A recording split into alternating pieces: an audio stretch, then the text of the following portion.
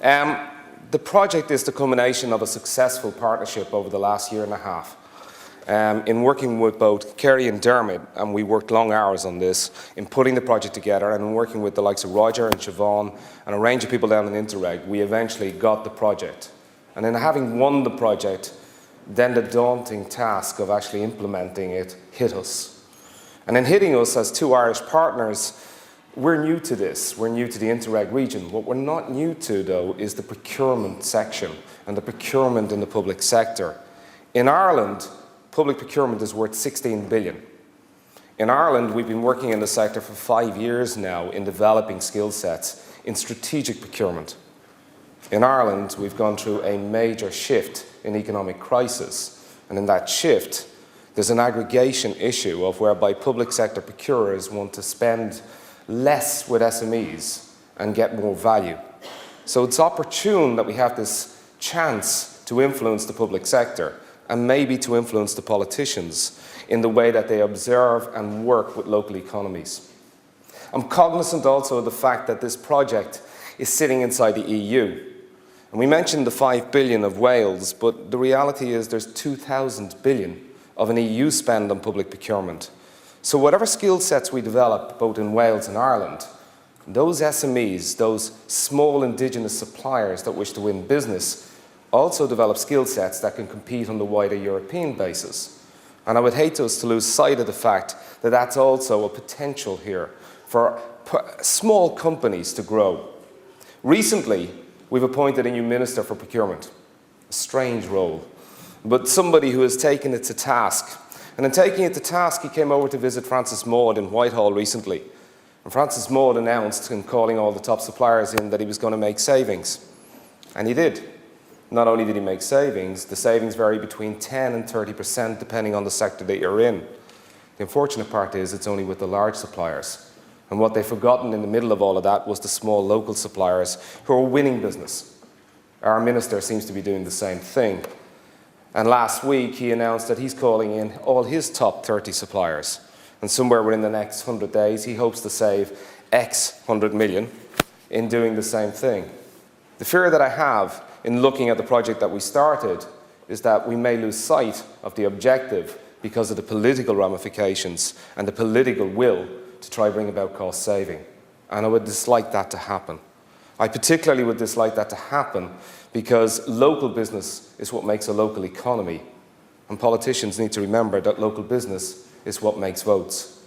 And it's a very strange conundrum that they tend to forget that when they get into power.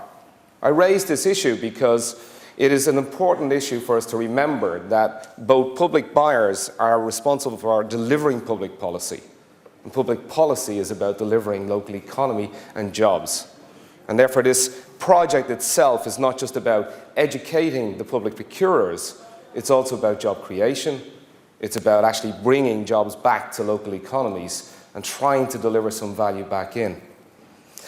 At the launch in January, I looked round in Ireland and I looked at a group of people similar to yourselves, and I made the point that there were many people in the room that I was going to work with over the next 2 to 3 years, not realizing that I would actually be working with them within the next 2 to 3 months, which is what has happened. Not only have we ran a series of networking events since we started the project, we've actually got a lot of Meet the Buyer events that other bodies have picked up on. So we've had the Dublin Airport Authority come on board and run a Meet the Buyer event with all local suppliers.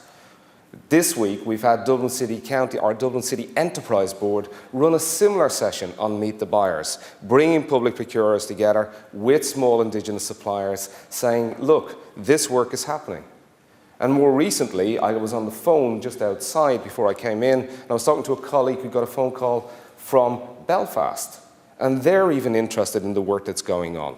Because the issues that face us both between Ireland and Wales and within the Interreg region here face many countries. And Dermot alluded to the fact that this is an extremely important project from the EU perspective. What we learn here, what lessons we learn, will be easily translated out. We also need to be aware that there is a consultation period just closed in April, and next week, on the 30th of June, the EU will issue some level of knowledge around that consultation period for the changes in the directives. Those changes, we hope, will bring some relief to small to medium-sized companies. Hopefully, they will actually recognize the problems that are in place for small to medium-sized companies. If not, we maybe have a 6-month window, both as a project team and as people working in this sector, to try bring about that recognition. Because come January, February, the proposal for the new directives will be sitting in front of us. And if they do not contain elements of small indigenous supply, local economy recognition, we may have to wait another 10 years before we see major changes across the sector. For me, I look at the food, I look at the drink, and I sort of say to myself, coming as an Irish person, it's about networking. And what I'd like to do is really finish with that thought for you, that this project is about networking. It came out of people who networked, who met, and actually put together a project. It's about a team that networks, meets, and talks. In the steering group, it's about putting people in a room who've never met before. That's both buyers and suppliers, third sector interested parties, but both sides, both from Ireland and Wales, who come together and talk. And the most important element of a buyer-supplier relationship is the conversation. We've heard the remedies directive. We've heard the directives and feedback. The only point I would remark to you is that unless you're engaged in the conversation, there is no feedback. And I mean that both from the buyers and the suppliers. It is important that in the 3 years that we have to deliver the project, that we develop the networks of both buyers and suppliers to talk to each other. That, to me, will be the real benefit. That will be opening up a marketplace that is very different. That will bring about a greater understanding of the public sector and also of the small indigenous suppliers' needs. That, hopefully, will result even very, very tiny from us actually having a drink together and talking. Thank you again.